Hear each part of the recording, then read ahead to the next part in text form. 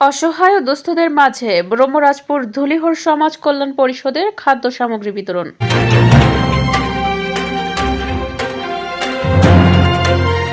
আসসালামু আলাইকুম দর্শক, সকলকে আমন্ত্রণ জানাচ্ছি বিপিআর নিউজে। সাতক্ষীরা থেকে স্টাফ রিপোর্টার মেহেদী হাসান শিমুলের পাঠানো তথ্যচিত্রে বিস্তারিত দেখুন।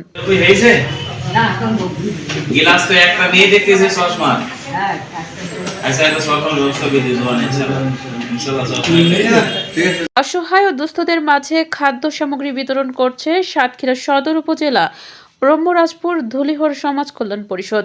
28শে ফেব্রুয়ারি শনিবার দুপুর 2টার সময় ব্রহ্মরাজপুর বাজারের শামসুদ্দিন স্মৃতি মার্কেটে অবস্থিত অস্থায়ী কার্যালয়ে পবিত্র রমজান উপলক্ষে 35 জন অসহায় ও দুস্থ পরিবারের মাঝে মাসব্যাপী খাদ্য সামগ্রী বিতরণ করা হয়। অনুষ্ঠানে সমাজ কল্যাণ পরিষদের আহ্বায়ক, সাতক্ষীরা সিটি কলেজের ইসলামের ইতিহাস ও সংস্কৃতি বিভাগের বিভাগীয় প্রধান ও সহকারী অধ্যাপক শেখ আব্দুল ওয়াদুদের সভাপতিত্বে অতিথি হিসেবে উপস্থিত ছিলেন ধুলিহর আদর্শ মাধ্যমিক বিদ্যালয়ের প্রধান শিক্ষক মোহাম্মদ আব্দুস সালাম। এছাড়াও অনুষ্ঠানে উপস্থিত ছিলেন ইসলামী সমাজ কল্যাণ পরিষদের সদস্য মাওলানা মনিরুল ইসলাম ফারুকি, শামীম শানা, মোখলেসুর রহমান, আবু দাউদ, মাওলানা মহিবুল্লাহ। এছাড়াও উপস্থিত ছিলেন ইউপি সদস্য আব্দুল হাকিম, আতাউর রহমান রিঙ্কু, মোজাফফর হোসেন সহ আরো অনেকেই।